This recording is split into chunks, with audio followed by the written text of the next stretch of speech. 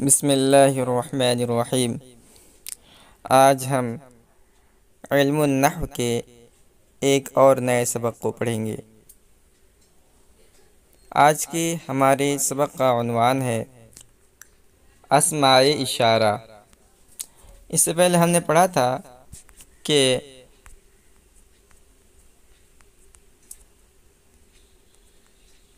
اس میں غیر متمکن یا کہہ لیں مبنی کی 8 قسمیں ہیں۔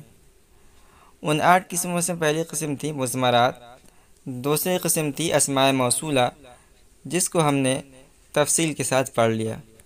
آج ہم تیسری قسم اسماء اشارہ کو پڑھیں گے۔ تو اسماء اشارہ یہ 2 لفظوں سے بنا ہے، ایک تو اسم جس کی جمع آتی ہے اسماء اور اضافت کی وجہ سے یہاں مجہول آ گیا ہے، اور ایک ہے اشارہ۔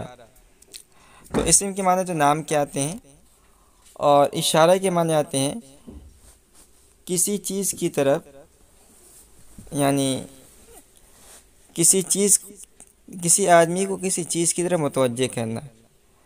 تو اشارہ یعنی ایک تو یہ ہے کہ ہم نام سے جو ہے اس کو متوجہ کریں، اس کا نام لے کر، اور دوسری چیز یہ ہے کہ ہم اپنے حرکات و سکنات اور اپنے حواس کے ذریعے سے کسی کو کسی چیز کے بارے میں بتائیں، تو اس کو کہتے ہیں اشارہ۔ اب یہ 2 قسم کا ہے اسماء اشارہ۔ کبھی ہم جن چیزوں کی طرف اشارہ کرتے ہیں وہ چیزیں ہم سے قریب ہوتی ہیں، اور کبھی ہم جن چیزوں کی طرف اشارہ کرتے ہیں وہ ہم سے دور اور بعید ہوتے ہیں۔ تو عربی زبان کے اندر جن اسموں کے ذریعے، جن اسماء کے ذریعے سے چیزوں کی طرف اشارہ کیا جاتا ہے، تو اس کے لیے واضح نے 2 قسم کے اسماء اشارہ کو متعین کیا ہے، قریب کی چیزوں کے لیے الگ اور بعید کی چیزوں کے لیے الگ۔ تو یہ کہہ رہے ہیں اسماء اشارہ 2 قسم پر ہیں، اشارہ قریب اور اشارہ بعید۔ اشارہ قریب یہ ہیں ھذا، ھذانی، ھذہ، ھاتانی، ھؤلائی۔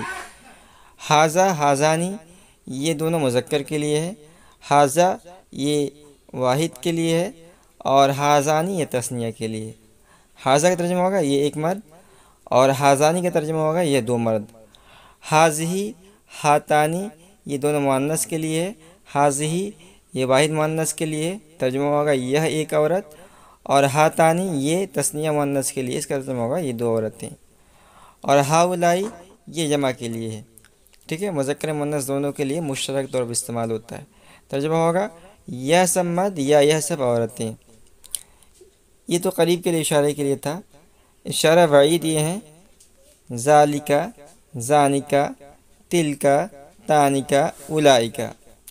تو ذالکا اور ذانکا یہ دونوں اشارہ بعید اور مذکر کے لیے ہیں، ذالکا کا یہ واحد کے لیے ہے، اور ذانکا یہ تثنیہ مذکر کے لیے ہے۔ ذالکا کا ترجمہ ہوگا وہ ایک مرد، اور ذانکا کا ترجمہ ہوگا وہ 2 مرد، اور تلکا، تانکا، تلکا یہ مؤنث کے لیے ہے اور واحد مؤنث کے لیے، تانکا یہ تثنیہ مؤنث کے لیے ہے۔ تلکا ترجمہ ہوگا وہ ایک عورت، اور تانکا ترجمہ ہوگا وہ 2 عورتیں، اور اولئکا یہ جمع کے لیے ہے، مذکر مؤنث دونوں کے لیے مشترک ہے، ترجمہ ہوگا وہ سب مرد یا وہ سب عورتیں۔ فائدہ: جس کی طرف اشارہ کیا جائے اسے مشار الیہ کہتے ہیں، جیسے ھذا القلم نفیس، اس مثال میں القلم مشار الیہ ہے۔ ٹھیک ہے، تو ھذا یہ اسم اشارہ ہے اور القلم یہ مشار الیہ، جس کی طرف اشارہ کیا جائے اسے مشار الیہ کہتے ہیں۔ اب اس کی ہم ترکیب کریں گے۔ تو ھذا یہ اسم اشارہ ہے، القلم مشار الیہ، اسم اشارہ مشار الیہ سے مل کر مبتدا، اور نفیس خبر، مبتدا اور خبر مل کر جملہ اسمیہ خبریہ ہوا۔ ترکیب اگر کریں گے تو یعنی یہ مشق کے لیے دے دیا ترکیب، ہم ایک ترکیب کر دیتے ہیں، باقی آپ جو ہے اسی پر یعنی قیاس کرتے ہوئے ترکیب کریں۔ تو ھذا البیت قدیم، یہ تو بالکل آسان ہے۔ ھذا اسم اشارہ، البیت مشار الیہ، اسم اشارہ مشار الیہ سے مل کر مبتدا ہوا، اور قدیم خبر، مبتدا خبر مل کر جملہ اسمیہ خبریہ ہوا۔